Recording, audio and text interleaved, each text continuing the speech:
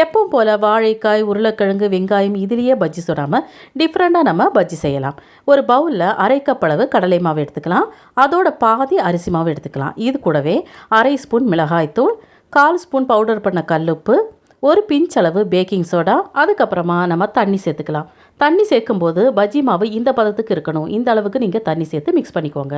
இப்போ நம்ம stove on பண்ணி ஒரு பேன் வச்சு அதில் எண்ணெயை காய வச்சுக்கலாம். சளி இருமலுக்கெல்லாம் நல்ல மருந்தான நல்ல வாசனையான கற்பூரவள்ளி இலைகளை நல்லா வாஷ் பண்ணி எடுத்துக்கலாம். இந்த இலையை எடுத்து அந்த மாவில் டிப் பண்ணி எண்ணெயில் நம்ம வழக்கமாக பஜ்ஜி சுடுற மாதிரி சுட்டு எடுத்துக்கலாம். ரொம்ப நல்ல டேஸ்ட்டாக இருக்கும். இந்த பஜ்ஜி நல்லா வாசனையாகவும் இருக்கும். அந்த இலையும் கடிச்சு சாப்பிடும்போது ரொம்ப நல்ல டேஸ்ட்டாக இருக்கும். ரொம்ப பெரிய இலையாக இருந்தால் உங்களுக்கு அந்த பஜ்ஜி சுடும்போது இந்த மாதிரி ஷேப்பில் கிடைக்கும். ஒரு நிமிஷத்துலேயே நல்லா வெந்து வந்துடும். இதே போல் எல்லா இலைகளையும் நம்ம பஜ்ஜி சுட்டு எடுக்கலாம். இந்த இலையை சாப்பிடாதவங்க கூட இந்த இலையில இந்த மாதிரி பஜ்ஜி செஞ்சு கொடுங்க, கண்டிப்பாக சாப்பிடுவாங்க. ஸ்கூல் விட்டு வர குழந்தைங்களுக்கு ஈவினிங் டைமில் ஒரு ஹெல்த்தியான ஸ்நாக்ஸ்.